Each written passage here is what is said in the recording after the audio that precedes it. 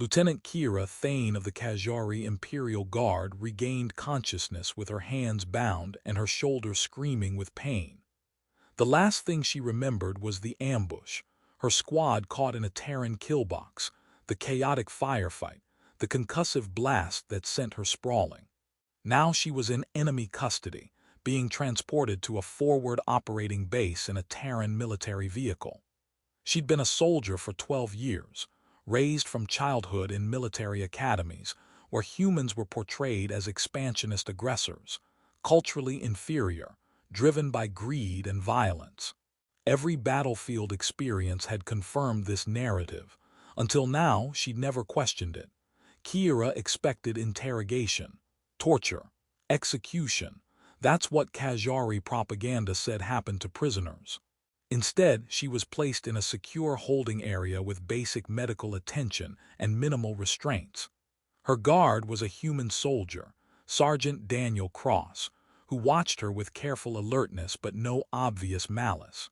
Kira's long Kazhari ears flattened against her skull in aggression.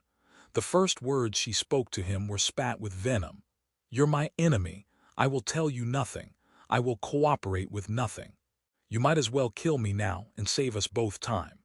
Daniel just nodded, settled into his guard position and replied quietly, "I'm not here to hurt you. I'm here to make sure you don't hurt yourself or anyone else. That's all." Kira didn't believe him. This was psychological warfare, softening her up before the real interrogation began. She refused food, refused water, refused to speak beyond hostile declarations about Kazhari superiority and inevitable victory. Daniel didn't react to her hostility. He just did his job, checking her restraints, ensuring she had water within reach even if she wouldn't drink it, maintaining professional distance. His calm, methodical approach baffled and infuriated Kira in equal measure. Days passed in strange routine. Daniel rotated guard shifts with other soldiers, but he was there most often, quiet, professional, frustratingly courteous. Kira maintained hostile silence, but she was also observing. Human soldiers passing through the holding area contradicted everything she'd been taught. They weren't savage or cruel. They were tired, stressed, often joking with each other to manage tension.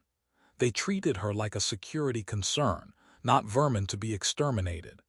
Daniel brought her food 3 times a day and didn't force her to eat, though he quietly noted when she skipped meals. "Your shoulder wound needs protein to heal properly," he mentioned once. "The rations aren't great, but they're nutritionally balanced." Kira snapped back, "I don't need your false concern. This is manipulation." "Maybe," Daniel acknowledged. "Or maybe I just don't want you dying of infection on my watch, because that would be paperwork I don't feel like doing." His dry humor caught her off guard. She expected cruelty or zealous ideology, not exhausted pragmatism. One night Kira woke from a nightmare, common since the ambush, and found Daniel watching her with something like concern. "You were calling out," he said quietly. "Sounded like names, your squad." Kira's long ears flattened defensively. "They died because of your people." "Yeah, war does that, kills people on both sides. I'm sorry you lost them." The simple acknowledgement, free of justification or propaganda, shook something loose in Kira's rigid worldview. She expected enemies to gloat or blame. Daniel just sounded tired and sad. She asked him, breaking her silence beyond hostility for the first time, why he became a soldier. Daniel was quiet for a long moment. "Didn't have a lot of choices. Join the military, get education benefits, send money home to my family. Standard story, you." Kira realized he'd asked a question that treated her like a person rather than an enemy asset. It was disorienting. "I was conscripted at 13, she admitted before she could stop herself. "Military academy. I've been a soldier for 12 years. It's all I know." "That's rough. You ever think about what you'd do if the war ended?" "Wars don't end. They just pause until the next generation starts fighting again." Daniel's expression was sad. "Yeah, probably, but we can hope for better, right?" Kira had no answer. Hope wasn't something Kazhari military training encouraged. A week into her captivity, Kira's perspective began shifting in ways that terrified her. She noticed how Daniel treated other prisoners with the same professional courtesy he showed her. She saw human soldiers sharing limited rations with local civilians. She overheard conversations where troops expressed doubt about the war's purpose and longing for home, sentiments that would be treasonous in the Kazhari military but seemed commonplace here. One afternoon, Daniel brought actual medical supplies, not just bandages but antiseptic, pain medication, proper wound care. "Your shoulder's getting infected," he said. "I can call the medic, but he's swamped with combat casualties. Or you can let me clean and rebandage it. Your choice." Kira's training screamed this was a trap, but her shoulder genuinely hurt, and something about Daniel's steady presence had become predictable, safe maybe. She allowed him to treat the wound. Daniel worked with careful efficiency, his touch professional and gentle. "You're good at this," Kira said despite herself. "Had practice. Been deployed for 18 months. You learned field medicine, or you watch people die from preventable infections." "Why do you care if I die? I'm your enemy." Daniel paused, meeting her eyes. "Because you're also a person, and I've seen enough people die in this war.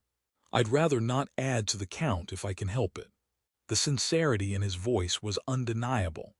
Kira realized with dawning horror that she was starting to trust him, not fully, but enough that his presence no longer felt threatening. It felt almost protective. Her worldview, carefully constructed over 12 years of indoctrination, was cracking. The crisis came when the base came under attack, a Kazhari strike team targeting the command center. Alarms blared. Soldiers rushed to defensive positions. In the chaos, Kira saw opportunity. The holding area was lightly guarded, her restraints were minimal, she could escape or take hostages. Daniel, preparing to respond to the attack, saw the calculation in her eyes.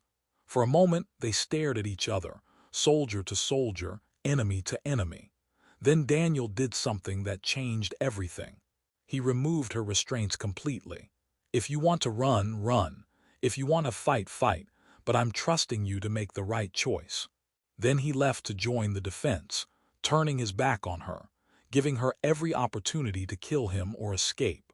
Kira stood there, unrestrained and alone, with explosions rocking the base outside. The attack was brutal but brief, a hit-and-run strike that damaged infrastructure and killed several soldiers before the Kazhari team withdrew. Kira remained in the holding area, paralyzed by the choice Daniel forced her to make. She could have escaped, could have helped her people, could have killed the human who guarded her.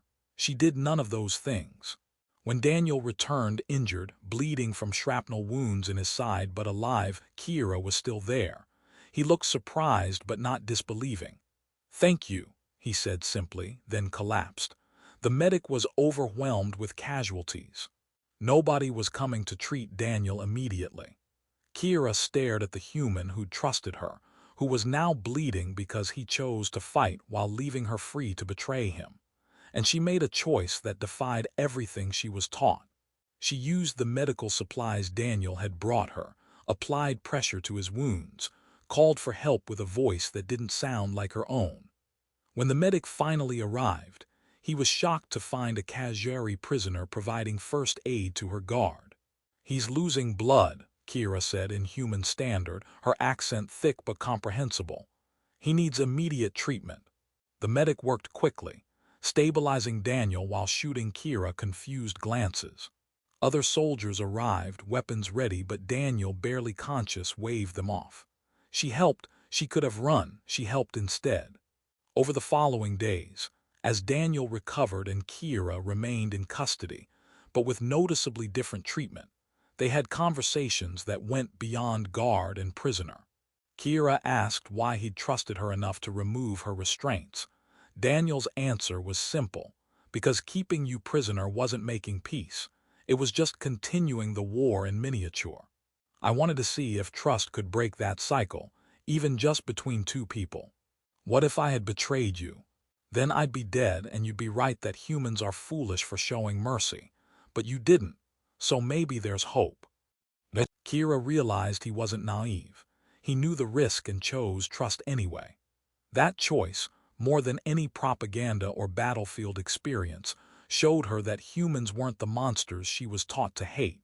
They were people, tired, scared, hoping for peace just like her. Months later, when prisoner exchanges were negotiated as part of tentative peace talks, Kira was repatriated to Kazhari territory. She returned to a military that expected her to provide intelligence on human weaknesses. Instead, Kira told the truth about Daniel's compassion, about human soldiers conscripted just like her, about the choice between continuing hatred or taking the terrifying risk of trust. Her testimony was controversial, denounced by hardliners, but it reached enough war-weary Kazhari that peace talks gained momentum. A year later, when the ceasefire was signed and both sides began painful reconciliation work, Kira was part of the cultural exchange program, former soldiers from both sides building understanding. She saw Daniel again at a joint memorial service for fallen soldiers. He was out of uniform now, working in veteran rehabilitation. They didn't embrace too much history, too many losses between them. But they shook hands and Kira's long ears angled forward with genuine respect. "You were right," she said, "about trust, about peace starting with understanding. I didn't believe it was possible." "Neither did I honestly," Daniel admitted. "I just couldn't keep hating anymore. It was too exhausting." Kira thought about the moment he removed her restraints, the trust that could have gotten him killed but instead saved something more important. It saved the possibility of peace. "You taught me that enemies are just people we haven't tried to understand yet," she said. "Thank you for taking that risk. Thank you for proving it was worth taking." They stood together at the memorial, two former enemies who chose trust over hatred, proving that peace doesn't come from grand gestures or political declarations. It comes from individual choices, one person deciding to see humanity in their enemy, one person deciding to trust despite every reason not to.